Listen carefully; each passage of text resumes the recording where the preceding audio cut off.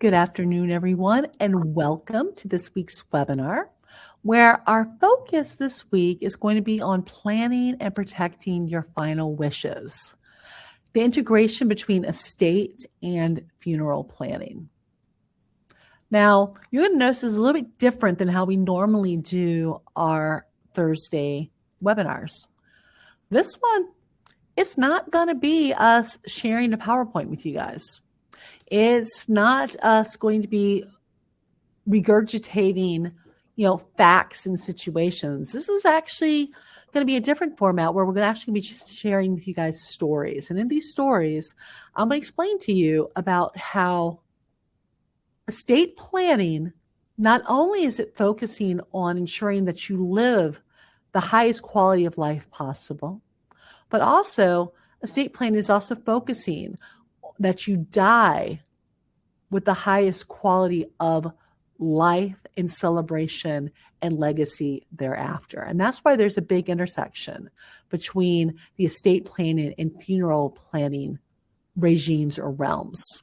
Now, everything we're talking about today is going to be under attorney-client. Excuse me. Wow, you can tell I just came off of a client meeting there. I apologize, guys. But everything we're talking about today is being presented for educational purposes only.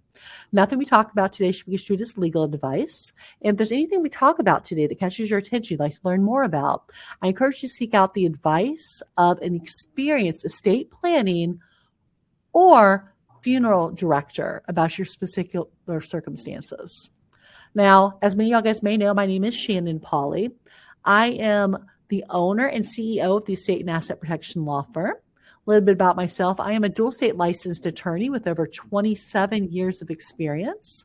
And the states I am licensed in are both Georgia as well as Michigan, as well as my areas of law that I practiced in the last 27 years: estate planning, tax planning, probate, elder law, and creditors' rights. And in this focus in elder law and estate planning, I'm very often talking to people not only about how they want to live life to its fullest, but also how to die and transition on their terms, have their life celebrated in their vision, and have their legacy become a reality to memorialize all of the important people and causes in their life. Now, with me also today presenting is Ryan. I'm going to let Ryan introduce himself. Hello, good afternoon, everybody. Thank you so much for attending today's special presentation. My name is Ryan. I am one of the non-attorney team members here at the firm. And just a couple things about myself. I was born and raised here in Georgia. I've been working for the firm for going almost 2 years now, which is hard to believe. And due to my own personal situations that I've had in my life are kind of what brought me to be here. And I'm also a musician. Music is very important to me because it's a universal language. I think everyone speaks. Everyone likes some form of language. And I see the harmony that music brings to people. And I think there's harmony in planning as well. So I correlate the two together. So that's a little bit about myself. Okay, and as we're moving along today in today's presentation, I want y'all guys to be engaged as much as you wish to be in our presentation, either sharing your own stories or your confusions, your questions, or your concerns, especially when it comes to funeral planning. So please, if you have any questions, please ask questions here in chat. So if you look at the right-hand side of your screen, you'll see that I just put in a quick message there. And this is where I want you to ask any questions y'all guys may have as we move along. Now, starting out here, so often when I'm sitting down and I'm talking with individuals and we're talking about estate planning, it amazes me how many people, they know how they want to live. They know the quality of life they want. And a lot of them kind of know what they want to happen after they die, who they want to get their stuff. But when I start talking to them about both the transition process, do they have any preferences or focuses? And then on the life celebration, a lot of people actually shut down when I start talking to them about that. Mainly because here in Western culture, there's certain taboo topics. You don't talk about the weather, you don't talk about politics, and what I have learned as an estate planning attorney is you don't talk about death either. But unfortunately, if you don't talk about it, you can never ensure that your wishes or intentions are understood memorialized, and created to make things easier after passing. Now, I'm going to use probably one of the most personal examples of this intersection of estate planning and the whole dying process in life celebration and legacy thereafter. I'm using an example of my mom. I know I use my parents quite often in examples, but I don't think anything can be truer than what we personally see in our own lives. When my mother was diagnosed with vascular dementia back in around 2018, she really did almost have a paralysis due to the kaleidoscope of emotions that was surrounding her. Because as many of y'all guys may have heard me share about my mother, is that she was actually the caregiver for my grandmother who had advanced vascular dementia till she ultimately transitioned. Then she was part of my aunt's caregiving team until she transitioned due to complications of advanced vascular dementia. So when she received it, not only did she know what is in store for her, she also knew what's in store for us as caregivers and the importance of a good death. Because we talk about a good life all the time. What is a good death and how to properly celebrate your life thereafter? So in addition to doing our standard estate planning documents, doing the will, the powers of attorney, deed working, etc., my mom also had very serious talks and memorialized, starting first with what she wanted for her transition environment. My mom was very adamant that when she was going to transition, or she was in her final days or hours, she didn't want to be surrounded by people that were very emotional and crying out of sorrow and grief. She was very adamant that she wanted people surrounding her that were sharing stories about her life and how her life affected our lives, and sharing of those family stories instead of sharing tears and tissues. So I remember it was July 1st. I just gotten home from visiting my mom, and it was a very difficult interaction that I had because I knew my mom was in her final moments. But I came home and my dad called me to say that she had gotten a lot worse and that I needed to come back again. And so the next day I sat down, I had to readjust with my team. My team was wonderful. They set everything up and just emphasized I needed to be with my mom. So they sent me along. And I remember it was July 3rd. I had just flown in the night before. And we go to my mother's skilled nursing facility where she was. And as she was there, the hospice nurse came in because my mother was on hospice at that time. I remember when we came in, my mother had some very distressed breathing. As a matter of fact, her breathing was so distressed the night before they put her on oxygen. And when we were talking to the hospice nurse, she came in and she was doing, certain analysis, just trying to figure out where she was on the transition process. And she did something I found is very interesting. Some of you guys in the audience may be familiar with it. But what they did was they did pressure on her fingertips and her nails. And so the hospice nurse would press down, and the idea was to see how quickly the capillaries would refill from the fingertips. And unfortunately, there was no refilling occurring with each press. As a matter of fact, there was no change happening. And that's when the hospice nurse looked at myself, my father, and my cousin and said, "It's close now." And I remember we all took a breath. We all knew what my mother wanted as an environment, and we started sharing those stories. And as we were sharing these stories, I got to tell you, there were some that I couldn't even remember, that they just came back like a tidal wave when we all started sharing things that we hadn't even thought about in such a long time. And as we're sharing these stories, we're laughing. Heck, we're laughing to the point of tears, but I'm sure those are the tears my mom would not have cared about. But as we're sharing these stories, I noticed my mom's breathing was not as distressed. It was becoming more rhythmic.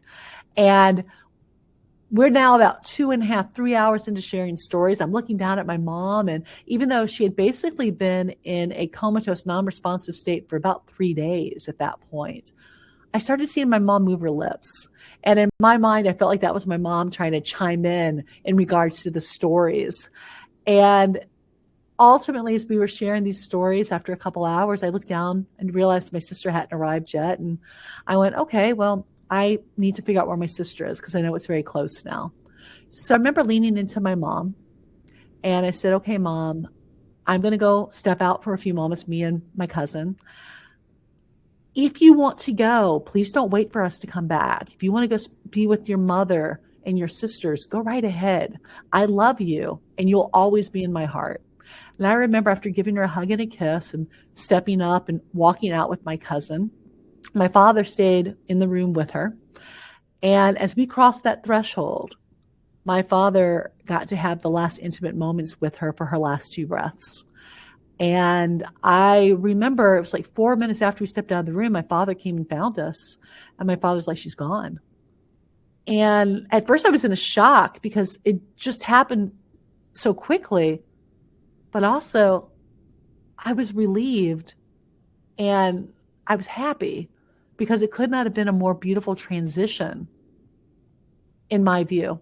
And I really strongly believe that transition was so beautiful because as part of the estate planning, my mother's very adamant about the environment that she wanted to be in at the time of her transition process. Then my mother was also a very proud military wife. As a matter of fact, her father was a Marine. She lived several years of her youth on Marine Corps bases and naval bases. My father was in the Navy. And so I remember when my mother still had the capacity, when trying to figure out burial, she was adamant that she wanted to be much like her father and her sisters and her cousins in one of the military cemeteries. And her and my father, they found this beautiful one that was in Suffolk, Virginia. And they went through the prep process there. They prepaid for their burial and cremation. They had their instructions of how they wanted the services to be. So it was very interesting to me. Not only did my mother prepare how she wanted the transition environment to be, as soon as she transitioned, everything was ready. We knew the funeral home to call. We knew what to expect, that they were going to come to prepare her body for cremation.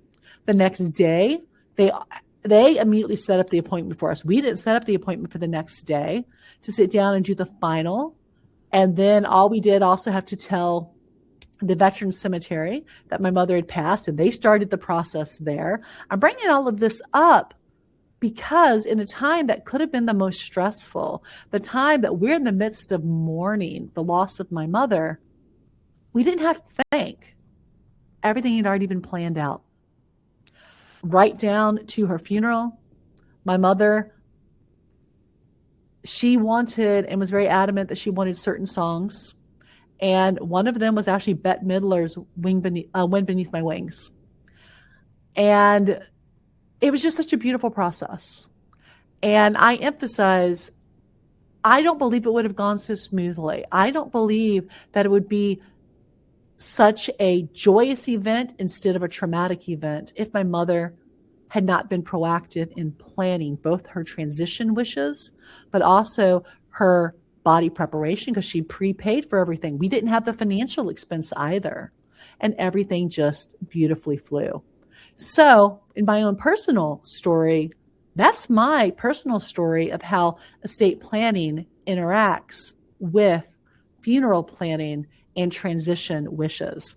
Now, I see a couple comments in our chat thus far before I let Ryan share any personal stories he wants. And I'm going to share some stories that we've seen with some clients, both my stories and some of my friends that are funeral directors have had. But I see that Olivia has made some comments. Would you like to proceed with just reading those for us, Ryan? Sure. I'd be happy to share. And thank you so much, Olivia, for sharing.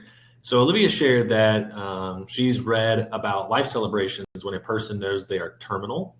or I guess in the final stages of a terminal illness, and they decided to hold a living wake in lieu of a memorial after death. And Olivia, I've actually attended one of these before, and it was actually really awesome because so often we become persons of a certain age, shall we say, and all of a sudden you don't see friends and family except for one of two events: a wedding or a funeral. And both of those are emotional extremes. And I had a friend whose mother had a terminal cancer diagnosis. And she actually decided to do just this because her whole comment was, I don't want people spending money come to stare at our urn. I want to make memories with them. I don't want their memory with me being me in an urn or me in a casket, for example. Beautiful living wake. People were sharing stories. People were getting those pictures with their loved one while they were still alive, sharing with that person how much they meant to them, and that person sharing how much their loved one coming to visit them at their living wake means to them. And to me, I think that's beautiful.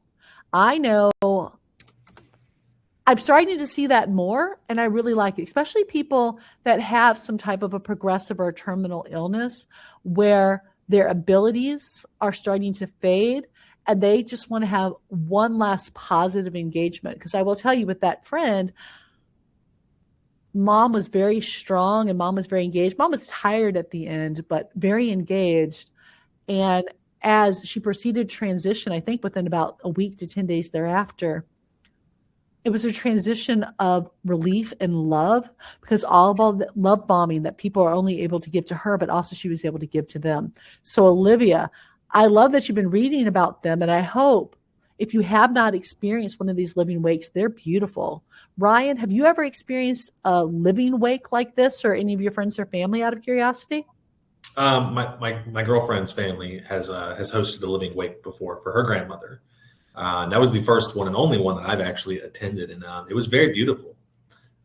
It was a celebration of that person's life and who they were and the impact that they had on those that surrounded them. It was really beautiful. And also, I've actually seen, because social media is so dominant now, for anyone who might be interested, you can actually look these up. People share them very, very frequently online. There was a popular person that I was actually following that was in the final stages of a terminal illness, and they had a full, it was almost like a wedding, but it was for ultimately them to pass away. But it was very beautiful. And if that's what that person wants, I think that that's a very, very interesting and comforting way for that person to deal with it, if that's what makes them happy. Another thing I've seen that's similar to a living wake, but it doesn't necessarily have the people visiting. I've had it to where I've had not a lot of clients. I had like one or two clients, but when they were knowing they were getting near the end, especially if they had young children. Well, actually, both of them had young children.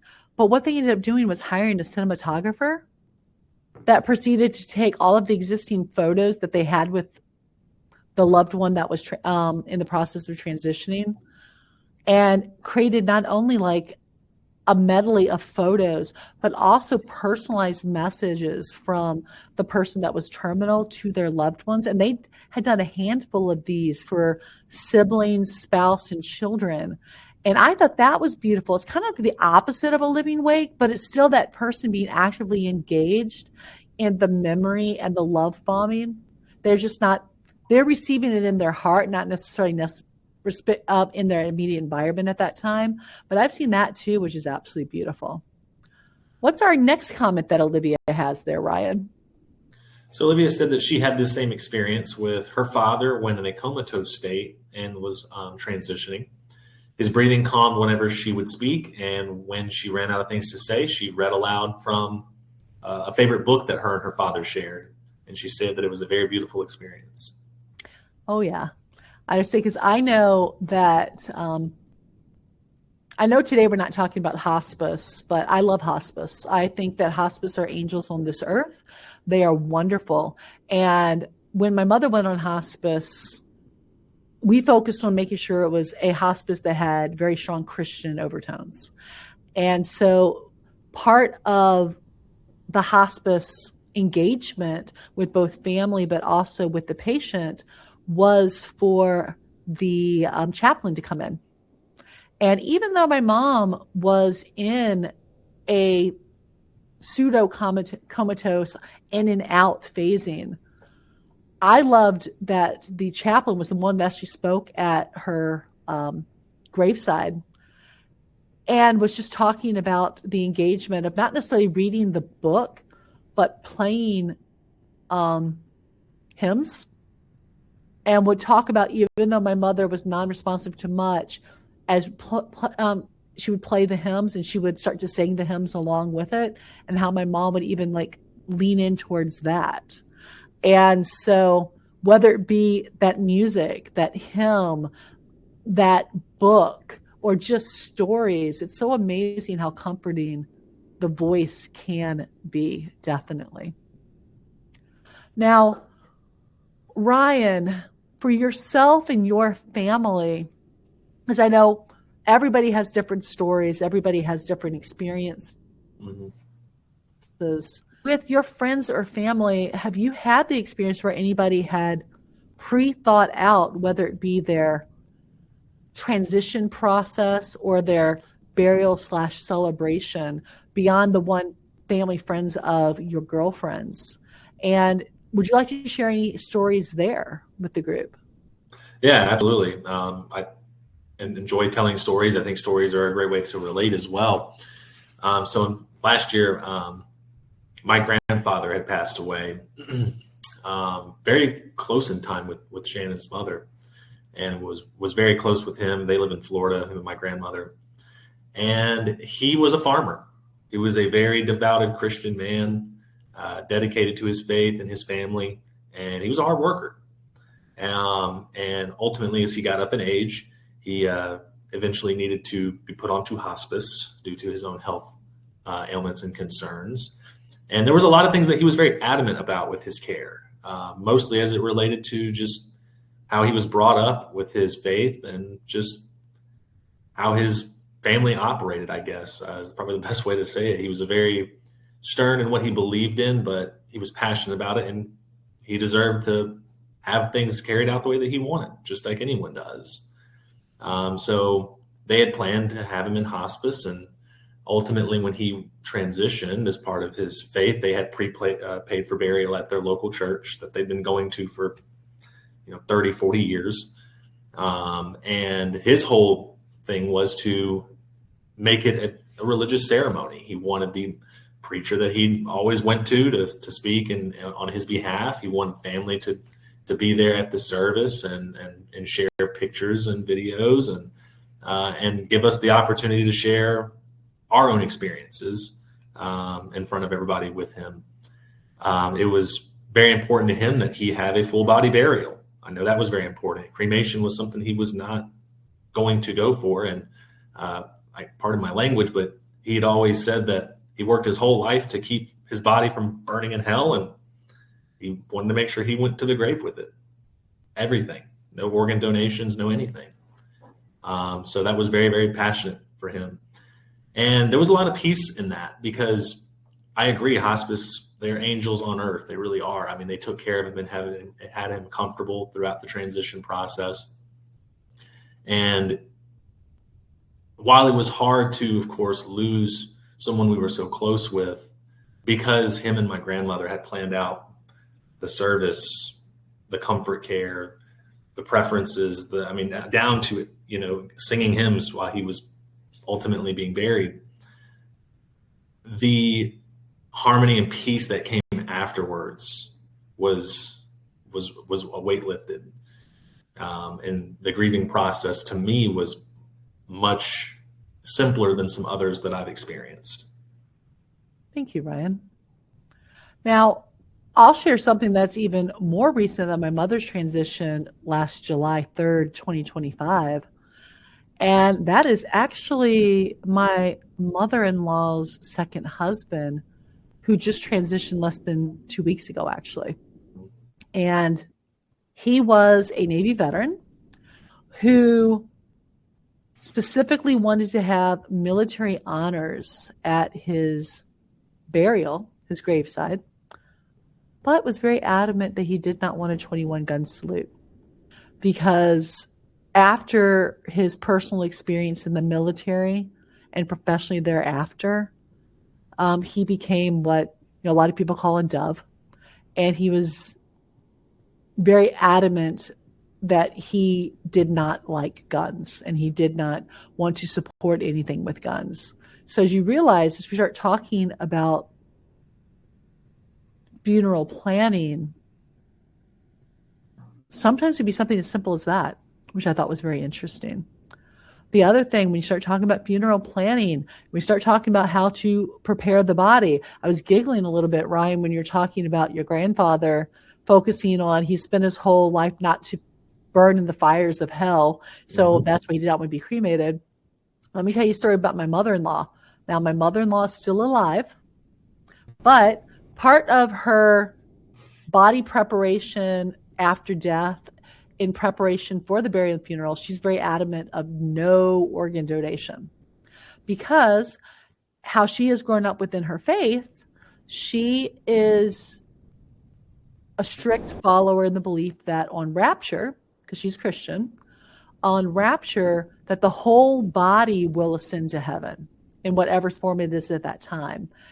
And she shared with me her foundation with no organ donation because for her, she does not want her organs to be donated to someone that unfortunately is not going to ascend into heaven. And she has visions of her organs bursting out of the individual's bodies as she ascends to heaven and they stay in the confines of purgatory or hell.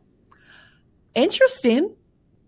In some aspects, I remember her telling it, and I will be honest, I had a little bit of giggling there as she was like giving the vision. But for her, it's intimate. Is very important. And so therefore, we're going to be making sure that those are followed.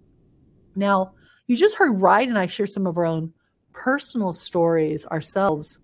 Let me share some stories about funeral planning where it doesn't go good. Now, the biggest thing to realize with funerals and burial, he who pays decides. Now, this is why if you heard me talking about my parents and we're talking about their funeral planning they prepaid for their funeral planning. Ryan referenced prepaid for the funeral planning. As you prepaid for it, you're ensuring that your wishes are going to be followed. Now, you could do pre-planning, but pre-planning is where you're stating what your wishes are, but you're not paying for it. And if you don't pay for it, that doesn't mean that your loved ones, your children, your friends are actually going to pay for your wishes after your passing. So the first thing I emphasize, part of estate planning, the whole goal is trying to preserve assets in order to live life to its fullest and provide your legacy in the form you wish it to be. Well, part of preserving assets going hand in hand with your legacy is if it's important enough for you to make a prepaid or to make a funeral pre-plan, it's important enough for you to pay for it in advance to ensure that it happens. Now, a friend of mine, this is not my story, this is a dear friend of mine who was a funeral director down here in Metro Atlanta. And she had a situation where there was a transgender female who basically, upon hitting 18, moved out of parents' house and proceeded to live the rest of her adult life as a female. And unfortunately, she did pass away, and she did no prepaid burial. And as the attempt was to be found for a family member to both claim the body and make determination for the burial, her father was the one that stepped up to pay for the burial for her. However, he was very adamant that he brought a son into this world, and he was going to ensure that it would be a son that would leave this world. So, as he was always praying for the burial and praying for the body preparation for the open casket, he was adamant to prepare and present the body in male form. Now, could you imagine the horror of the friends and family coming to the memorial service, and the person they look in the casket is not the person that they knew, because that person had lived their entire life as a female, and now they're being presented as a male? To me, that's horrifying, personally. On my own personal soapbox, I don't think it's very respectful for the person that passed, but guess what? That's not my judgment. Much less is that my money that paid for it.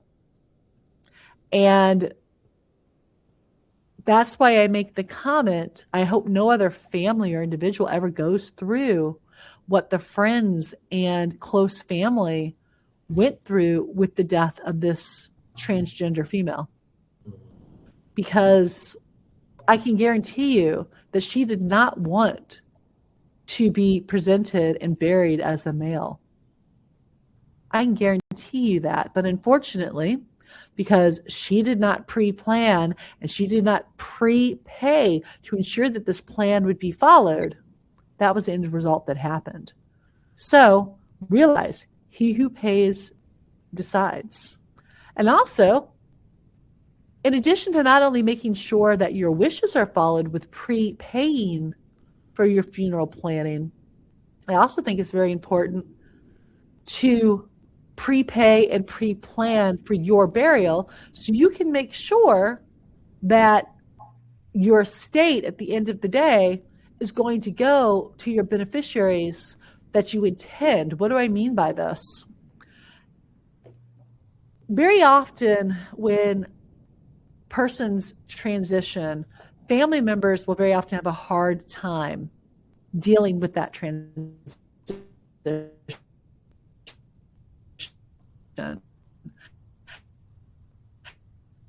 With ways. And some persons, they may have felt they have unresolved issues with their loved one. They may suddenly want to deal with their guilt and their grief, start to spend significantly more money than I can guarantee that decedent intended to be utilized on their burial. But unfortunately, because they did not prepay for the burial to control the spending, now you've got a family member that has a lot of guilt because they weren't there for the last years in your life. That now they want to erect a mausoleum for you with statues and Tiffany glass. And you may giggle about this. All I got to say, there are many, many cemeteries that have almost, it feels like an art museum of sculpture and glass that are in these burial locations. But what will end up happening is all of a sudden they've left $100,000, $200,000 to the family. And out of their guilt, instead of utilizing it for their best life possible, which is very often the intent of the decedent when they're leaving stuff, they use those funds for something that is not beneficial for them as the survivors. They unnecessarily spend money out of their guilt for the purposes of the burial.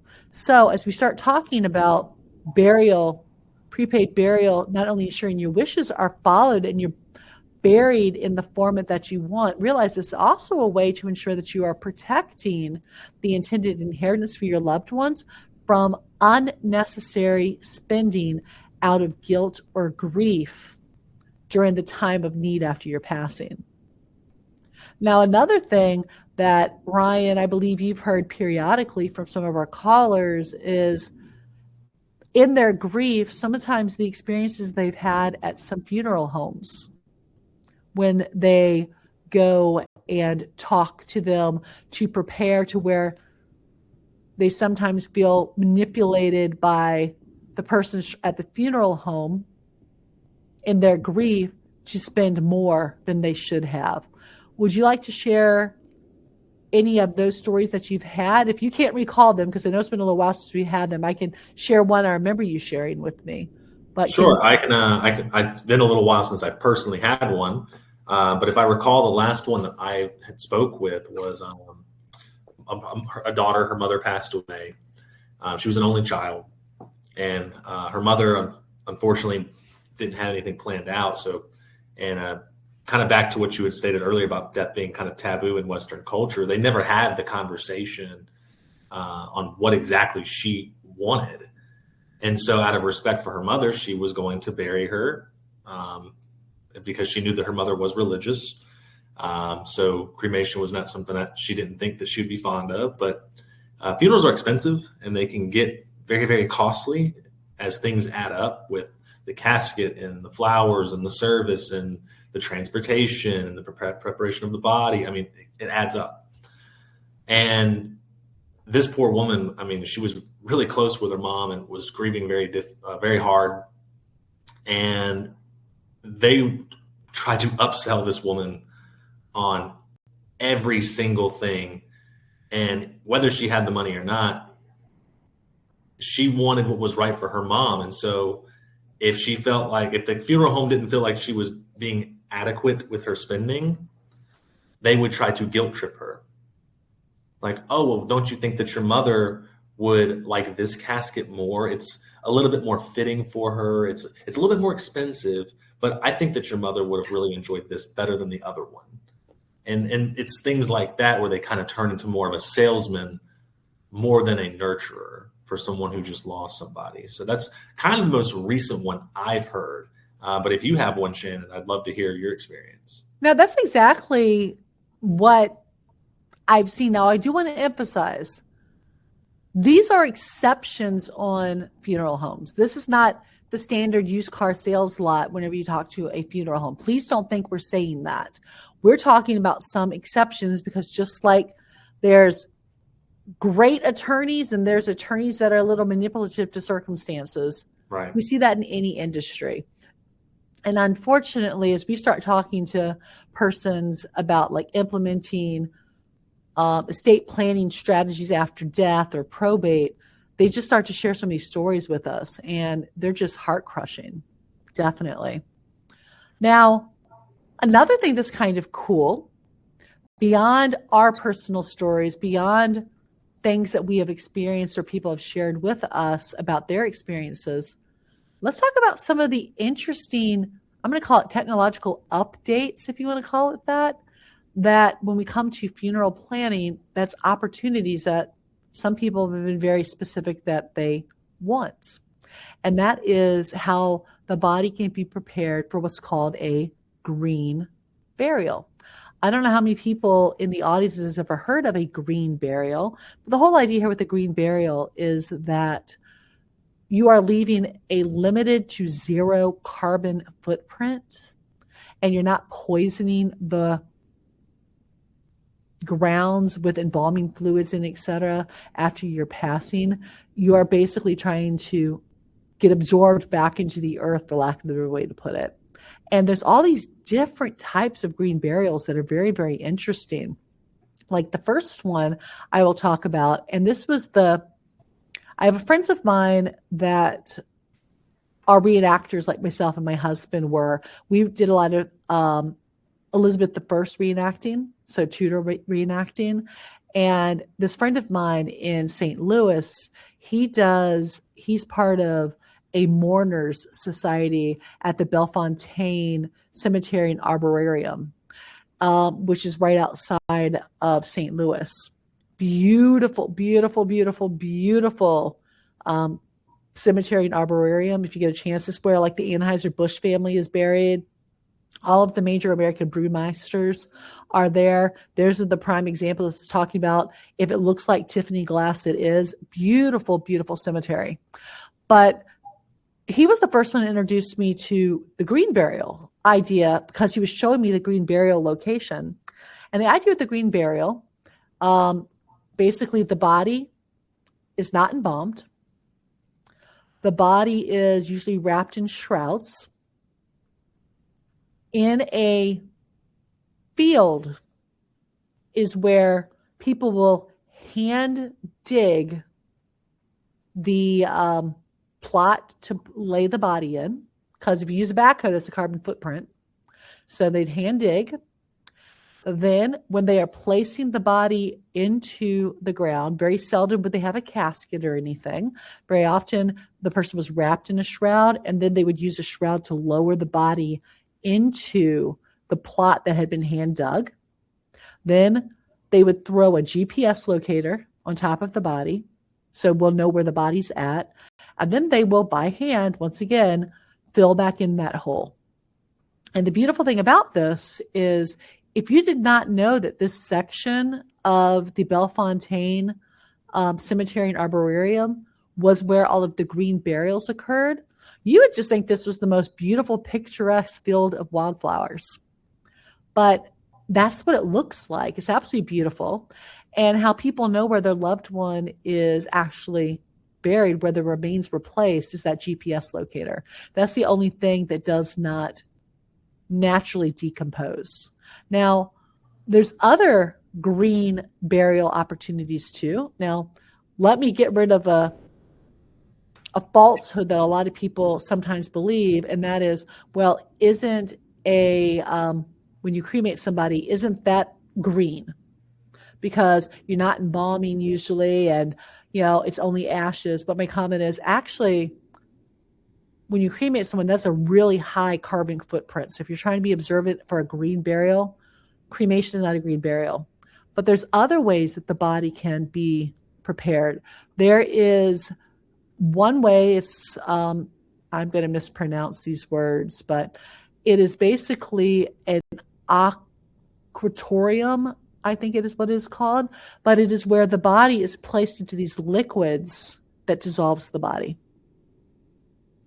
And then, so where the fire in cremation has a very high carbon footprint, this aquatic process has a much lower carbon footprint of dissolving the body so that it can be, presented. Another one, I was just talking with the funeral directors of A.S. Turner and Sons here in Detroit, Decatur. And they were explaining that they are now a terratorium, which is basically where the body becomes compost, for lack of a better way to put it. And he was explaining to me it's about a 30-day process, but very green. And then at that point, you can use what remains of the body as essentially almost like compost to plant a tree. Because another way some of y'all guys might have heard about, and you see this sometimes on Facebook or the internet, you'll see another thing about the body being put into the bottom, like root system of a tree, and then the tree planted. Well, we can't do that in Georgia, but this terrarium process allows something very similar. So as you can see, when we start talking about burial and we start talking about preparation of the body for ultimate resting, it's not just embalm them and bury the body or cremate them. There's a lot of different choices that different people go down for different reasons. I've also seen it where people aren't concerned about the carbon footprint, but they want to take the ashes of their loved one and they want to take those ashes to become a beautiful piece of artwork. I am former neighbors with the owners of Decatur Glass Blowing. They will very often make memorial pieces where they'll take the ashes of a loved one, put it into the glass, and then blow out a beautiful piece of glass artwork as part of a memorial piece for a loved one. I think we've all heard of the situations with, okay, Ryan, help me out. Who was the individual that wrote Star Trek? I can't. Okay, I'm sure somebody's going to say in chat, because I keep thinking Rod Sterling, but that's Twilight Zone. That's okay. We got Google. But the individual who wrote Star Trek, if I'm correct, what happened with his body was actually shot up into space. We've had some people that have put their ashes into fireworks. See how we keep talking about with funeral planning is very individualized, just like estate planning, with how you want that celebration to be. But it's very intriguing about opportunities that you can have there. I've also seen people get ashes and compress them to become pieces of jewelry, like gemstones, etc. It's Gene Roddenberry, by the way. Thank you. Thank you.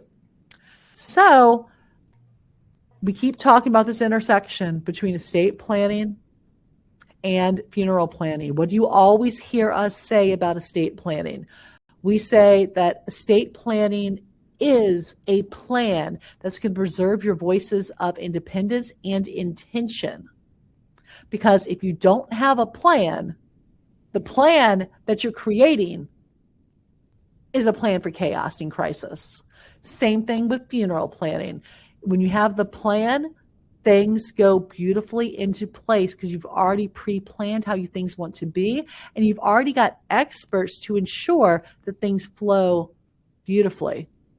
If you don't have the prepaid burial, you don't have the plan, you have that chaos. You have the situation where a person may be improperly upselled or out of guilt spending more than they need to. Or,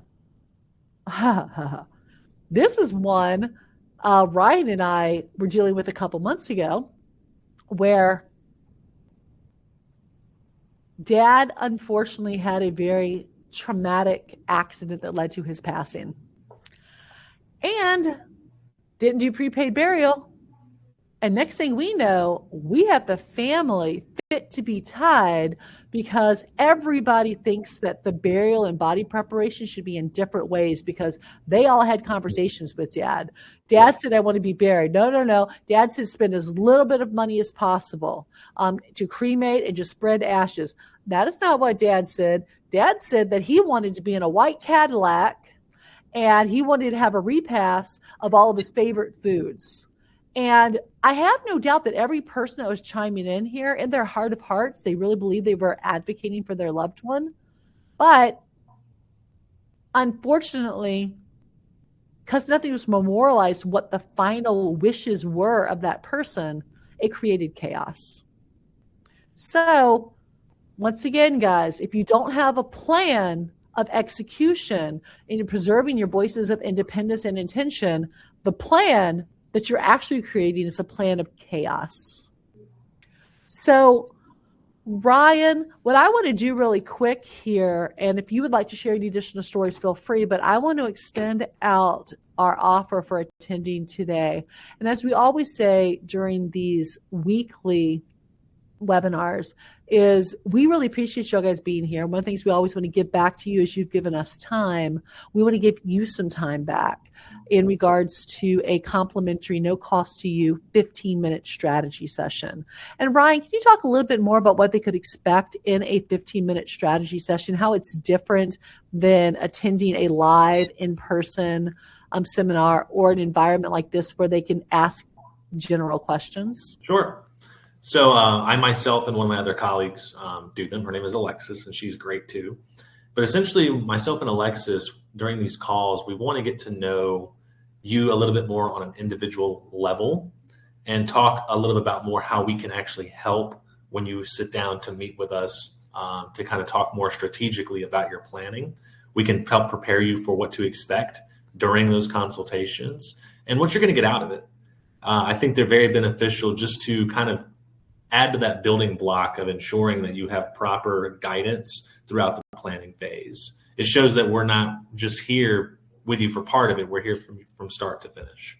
And that's one of those processes. Wonderful. So if y'all guys look at the right-hand side of your screen, you'll see a little shopping cart. It may have a red dot on it now. If you click there, you're going to see a book now button. Don't hesitate to hit that. It'll take you to another screen. You'll enter some basic personal information, your name, email, etc. And they'll give you the available dates and times. And once when you reserve your time, you're going to get an email back to you confirming that time, and we'll look forward to speaking to you. Now, out of curiosity, for those in the audience, if you would care to share, I don't want you to feel obligated to share, but has anybody already prepaid for burial?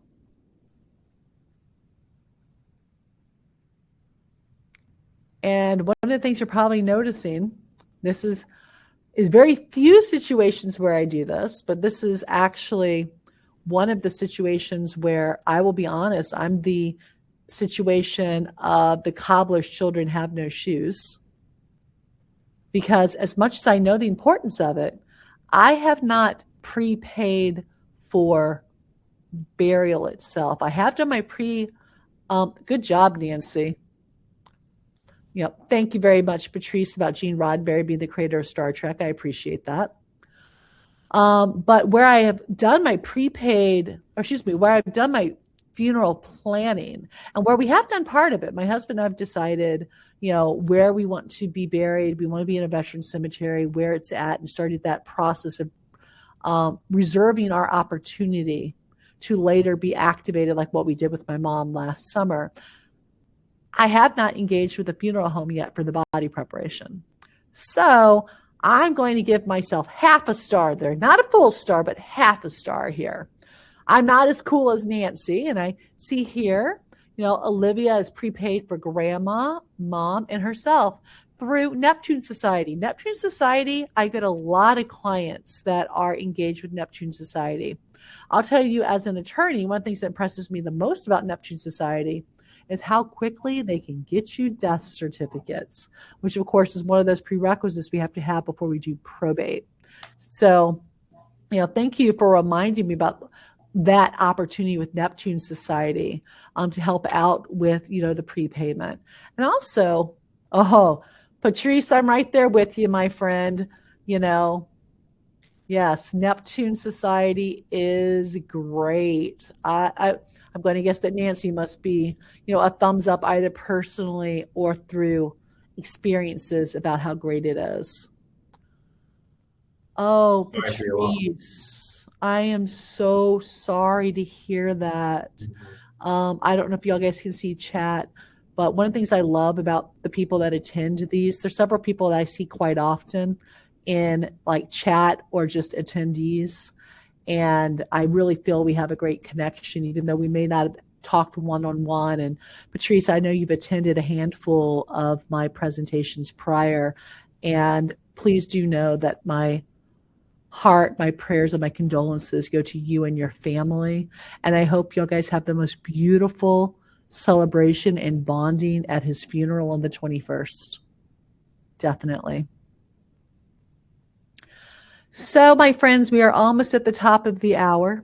I do want to express my appreciation for you guys attending today. Like I said, this is a little bit different of a format because we're more sharing stories with you guys, because I think that if we're telling you need to do something, we learn a lot more from stories than from flowcharts and diagrams. So thank you so much, guys, for being here with us. And, just like I think many clients and parents for the pre-planning like I had with myself, I'm so happy about, Patrice and everything that her, father did in preparation, and everything that Olivia is doing in preparation, and for her loved ones and herself, and Nancy. All I have to say here, guys, I hope you guys got some information and perhaps even some inspiration to realize the importance of not only estate planning, but how it goes hand in hand with funeral planning. So with that, I'm going to give the final word to Ryan. All right. Well, thank you again, guys, so much for your time today. It was a pleasure to have you here and to share that information with you today. And if you haven't or have already worked with us in the past, we'd encourage you to reach out at your own pace. We have other educational seminars that we do just like this, purely for you all's benefit. We do live and webinars. Webinars are hosted every Thursday at 1:00 p.m. We cover a variety of different topics. And I encourage you guys, even if it's just to get more information, schedule that 15-minute. It's no time wasted, I promise. Awesome. Well, thank you guys so much for attending. Hopefully, we'll see y'all guys next week. Next week, Ryan will be presenting on his own, as unfortunately, I will be out of country on work travel. But who knows? I might have a couple cool pictures to share with you guys when I come back. So until we meet.